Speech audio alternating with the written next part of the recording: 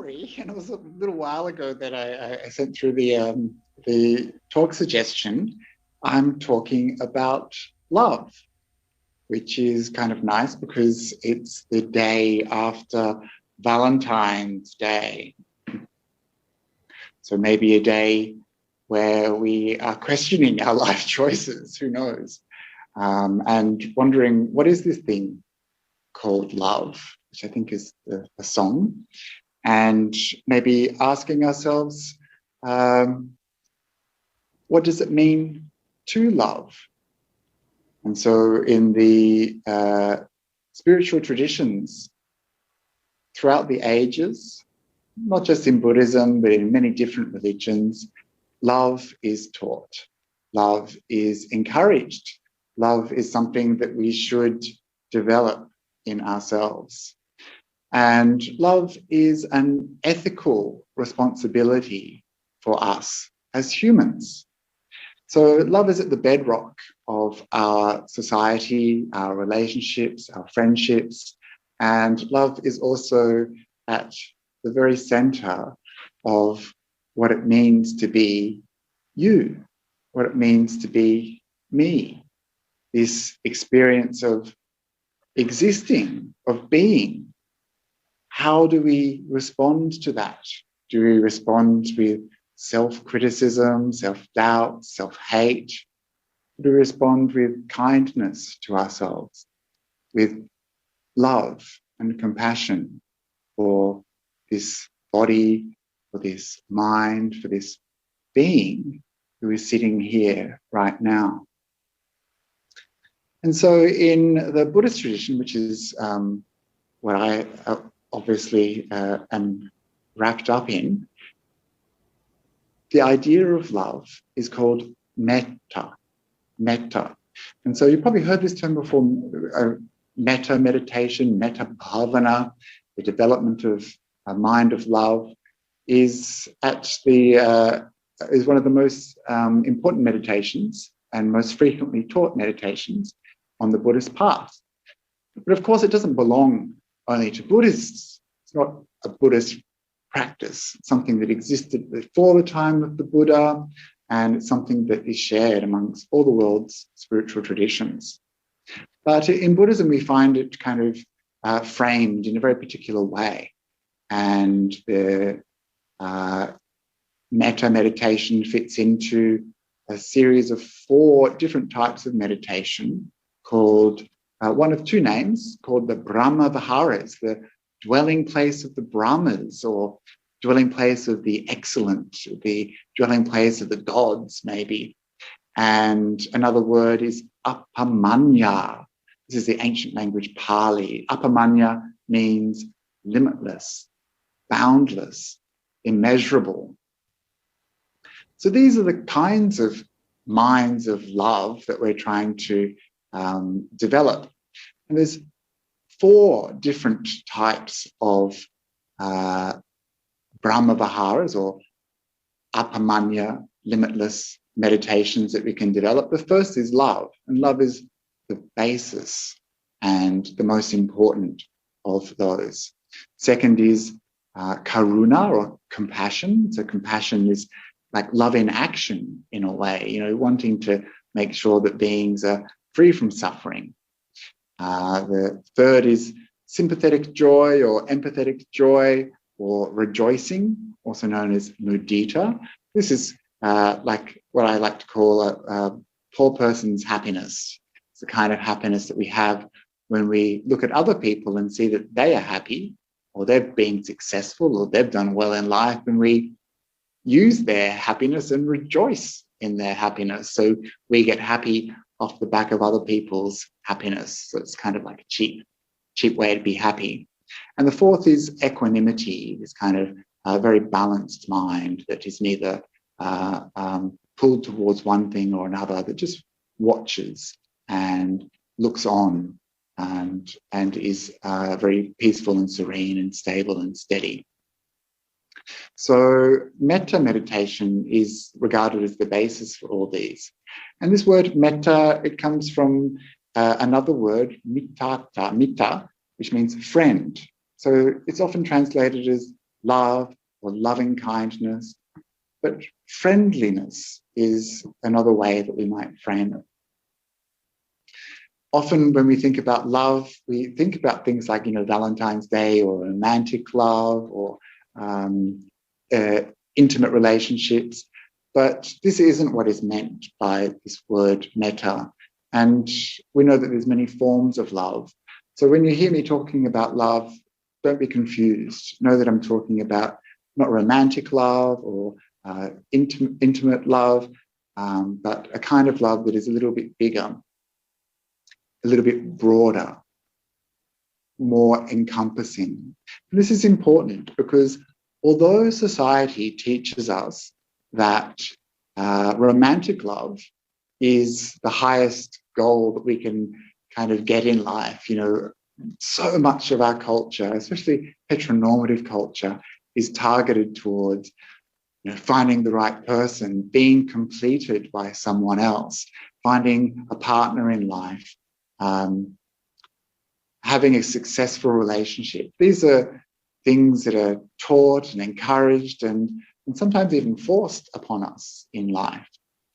So many people ask, when are you going to get a boyfriend? Or why haven't you settled down yet? And we might feel like we're a personal failure if we haven't lived up to this aspect of society's expectations of us.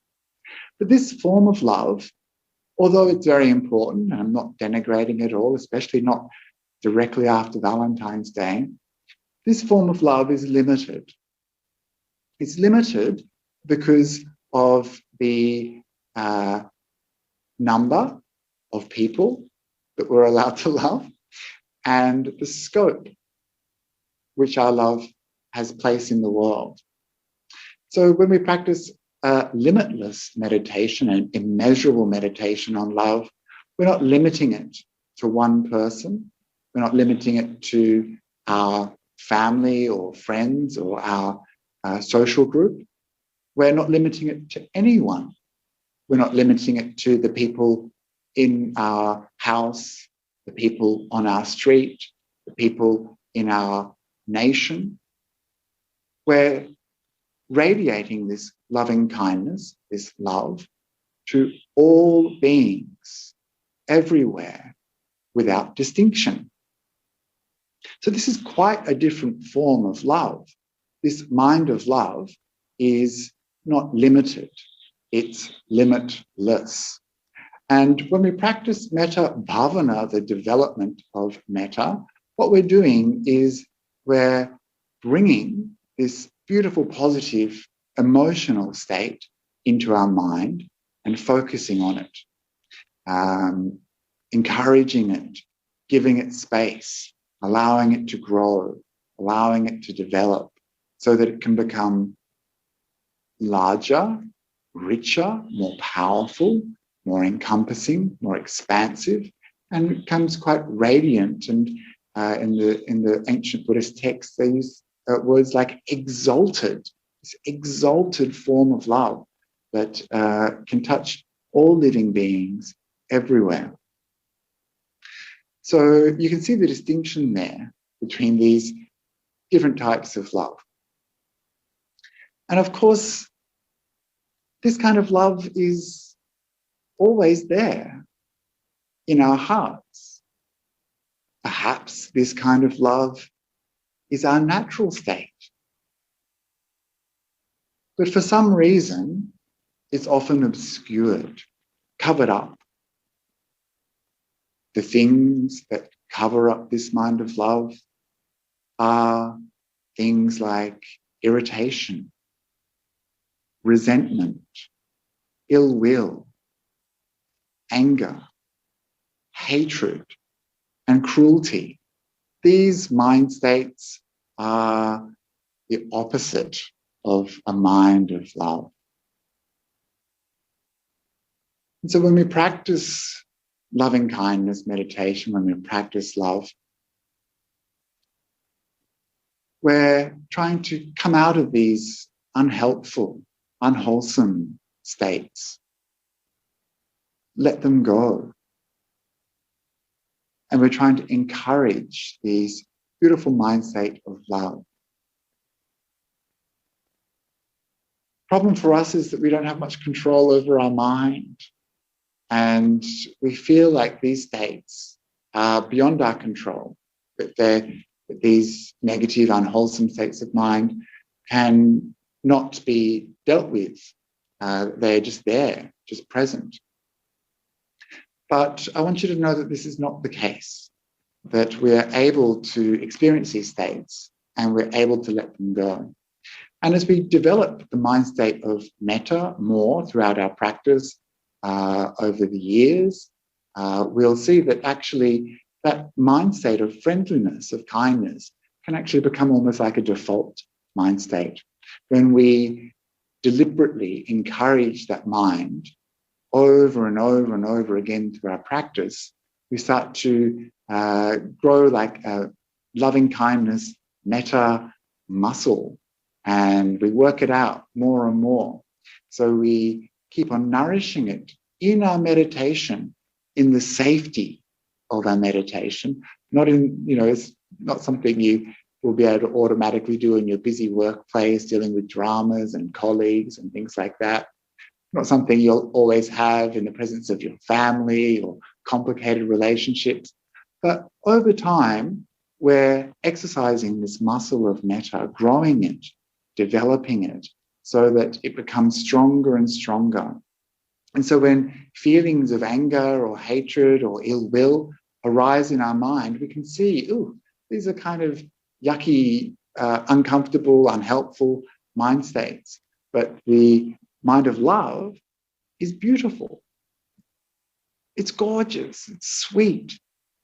And so when we practice metta meditation, we're not intellectually practicing it.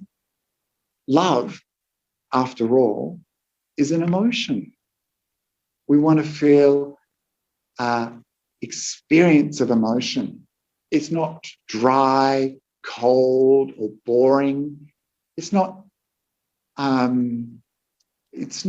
something that is to be arrived at through thinking. It's something that is felt, something that is embodied. And we want to encourage that feeling, get familiar with the sensation of love in the body, the experience of love in our mind.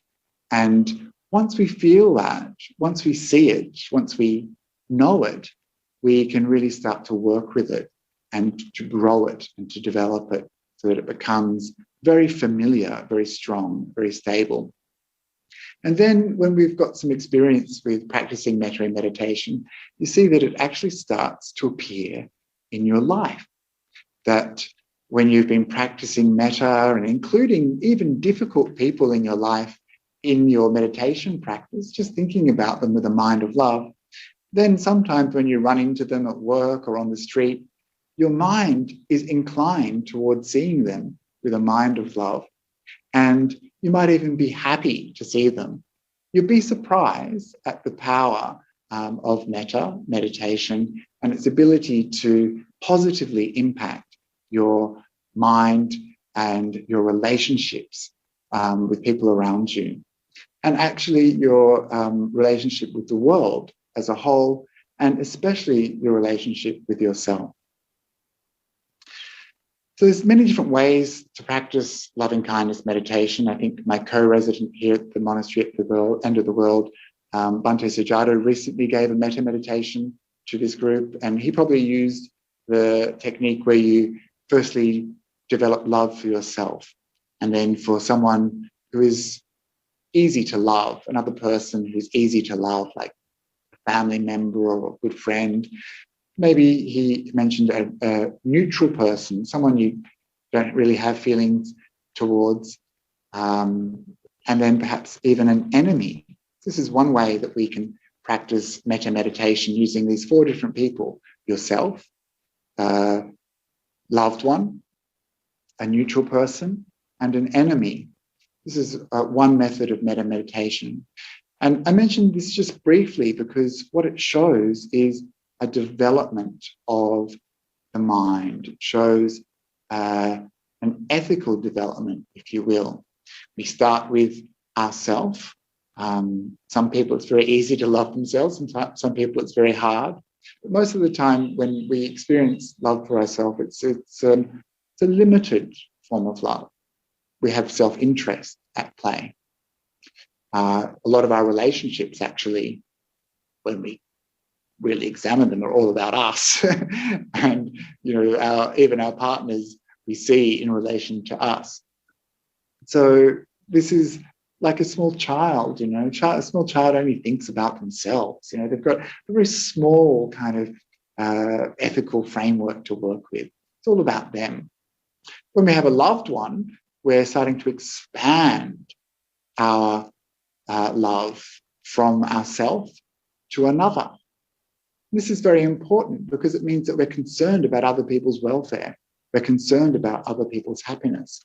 And in our romantic relationships, as well as things like family and friendships, this concern for others is very important. If we don't have this, then there's always problems in our relationships. So being concerned for others, being able to love others is really important. And it means that it's not a me, but an us. That's an important shift for us to make. And when we care about a neutral person, that is also another shift. We're expanding our version of self-interest, that love. We're expanding it so that we're concerned about even people who mean nothing to us, who don't have an impact on our life. This means we care about others. And when you think about a society like ours, it's very important that we don't just care about people who are like us or who are around us or who are in our social class or group, but that we care for other people more generally. And then the fourth one, those people who we don't like, our enemies or people who are difficult, this is something that we can overcome. We'll never overcome hatred by hate. We'll only ever overcome our hatred and anger through minds of love. And we know how much we personally suffer when there's people who are difficult for us in our lives. We get tense, we get angry, we get irritable. We don't want to see them, we push them away. And actually, we can transform that mind of hatred into love. And we transform that ugly, disturbed, slightly corrupted mind into something that is beautiful and noble and profound. And so this is one way that we can practice loving kindness. Another way we can practice is to distribute love, radiate love to different types of beings. And another way is to radiate love in terms of directions. And so you can imagine like a clock, you've got 12 and then 3 o'clock, and then that's 1 quarter, and 3 till 6 is another quarter. So this is mentioned in the Buddhist suttas. We pervade 1 quarter of the world with love. Then we pervade the 2nd quarter, 3rd quarter, and 4th quarter, up and below this. So I've been talking for a little while, but just to finish off, you'll see in the guided meditation that I'm asking you tonight to let go. And I'm asking you to let go of experiences in the body, and I'll be asking you to also let go of some of the things that we hold on to, anger, irritation, resentment, which cloud those already existing beautiful mind states of love and kindness that are there right now in our hearts, but hidden. And so we'll be trying to unlock those beautiful mind states, and we'll be trying to develop the mind of love, trying to get in touch with that feeling in our body, in our mind of metta. And please don't worry if you don't get that feeling. For some people, this is a very challenging meditation. For other people, it's an effortless meditation. I don't know where you're at, but please just give it a go and see what you can let go of and see what you can develop, and keep trying it, and who knows what may happen for you.